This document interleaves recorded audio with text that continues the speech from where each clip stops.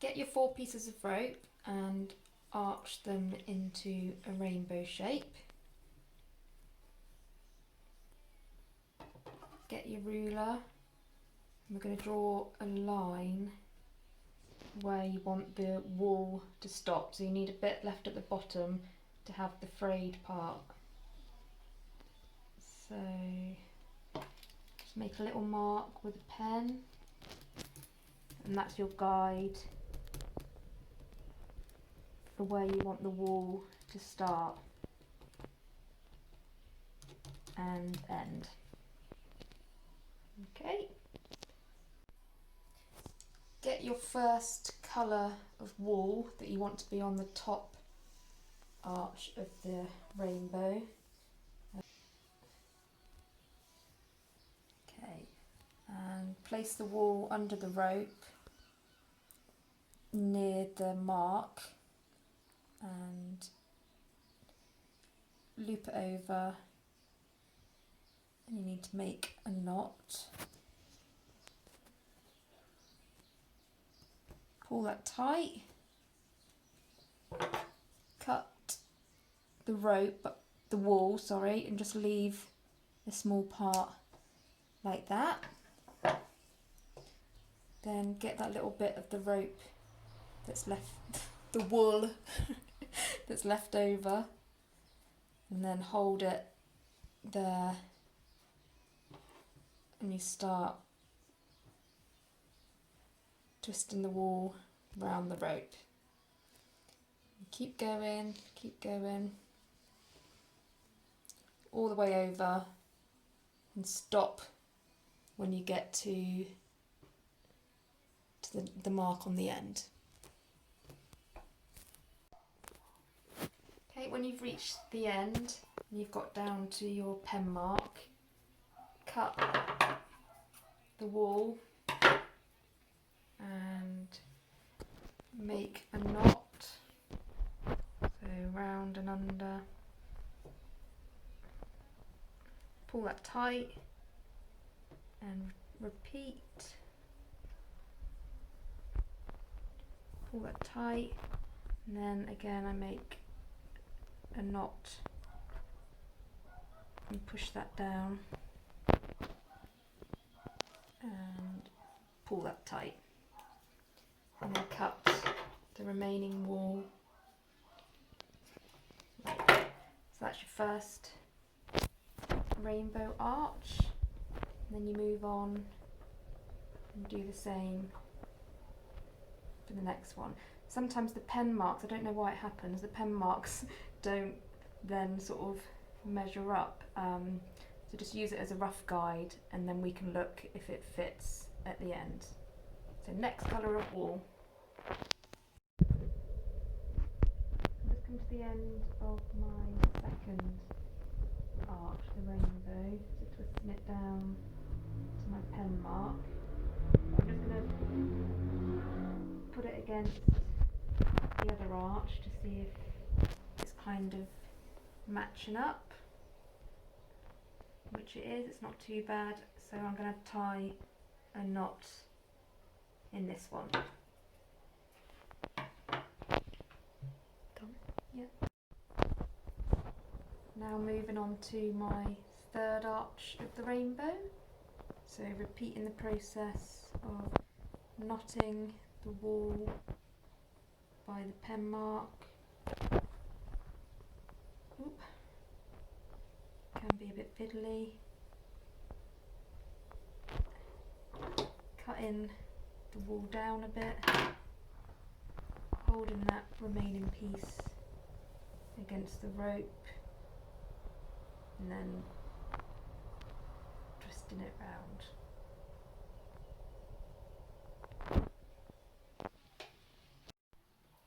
Right, now you've got your 4 arches covered with the wool. Put them in the rainbow shape, and don't worry if the wool's not all lined up, it's so hard to get it like that. And now the bottom of the rainbow, it's not all straight, but don't worry about that, we can sort that out at the end. So now we just need to sew the arches together. So get your needle and thread. You need quite a long piece, and you need to knot several times because you need quite a big knot so it doesn't go through the rainbow when we sew it. I find this a bit trickier than the wool part. I do turn it over because you've probably been a bit neater on the other side when you could see where you were sort of twisting the wool round, and we've got the knots on the back as well. So you need to hold it into the rainbow shape as much as you can and start threading through. This can be tricky and you might need to let go and use both hands.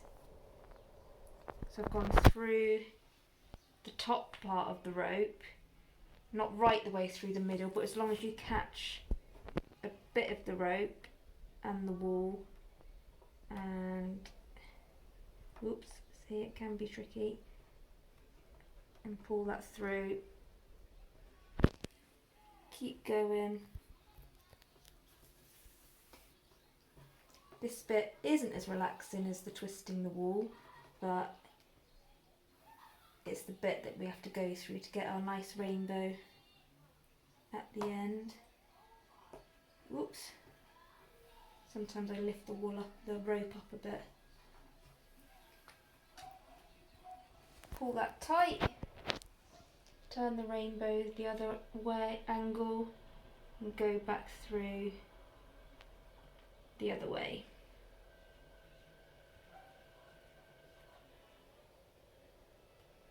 You will lose the shape of the rainbow a bit, but don't worry about that.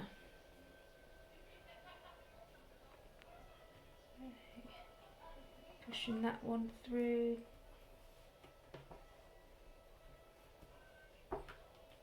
Pull that tight and keep going. Pull that tight and then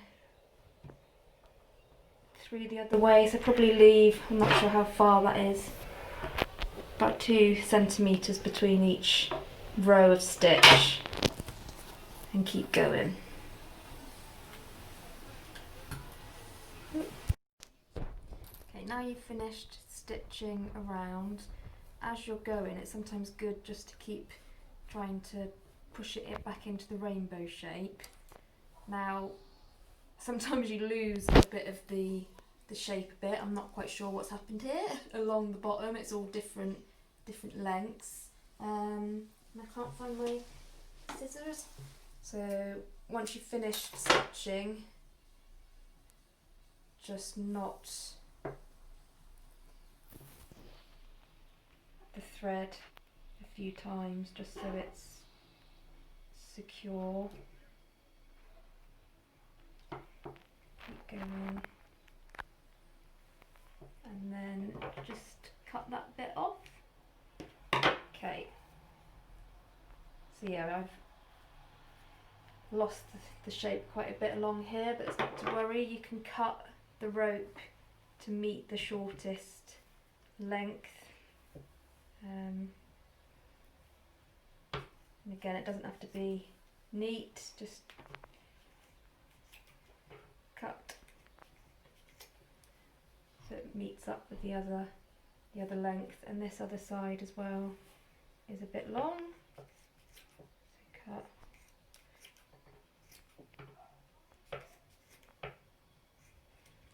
Can get a bit messy, so make sure you've got maybe a piece of paper or newspaper or a tray under you so it's easier to clean up, unlike what I've done. Now we can fray the bottom of the rainbow. I tend to use quite a large needle, but I thought if you haven't got one of those, I thought maybe a fork would work. So you just drag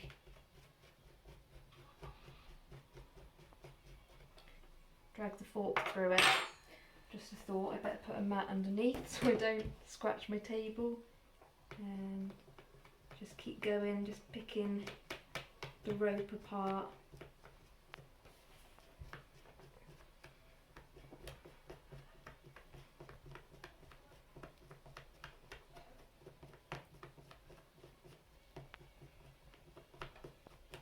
And then on the back as well.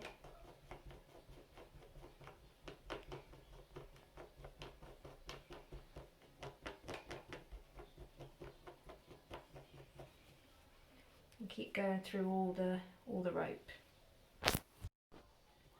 Okay, so you frayed the ends of the rope. I'm not sure what happened with this one. It's a bit shorter here, so you might have wanted that a bit longer because this is much longer this side. But I think the pressure of filming got to me. So you just need to give a bit of trim on this side and just cut some of the frayed rope off. That's not too bad. And if you wanted to make a little hook so you can hang the rainbow up, if you left over rope from your, not rope, wool from the top arch, just thread that through. It's a bit of a squeeze. Thread it through and make sure it's in the middle for when it's hanging, and tie, and just like you're doing a shoelace, make a double knot.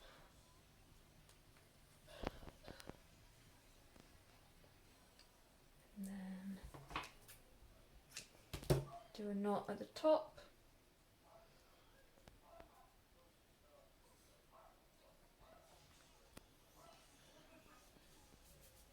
Not, you may need to keep arching it to put it into the right shape, and there's your rainbow.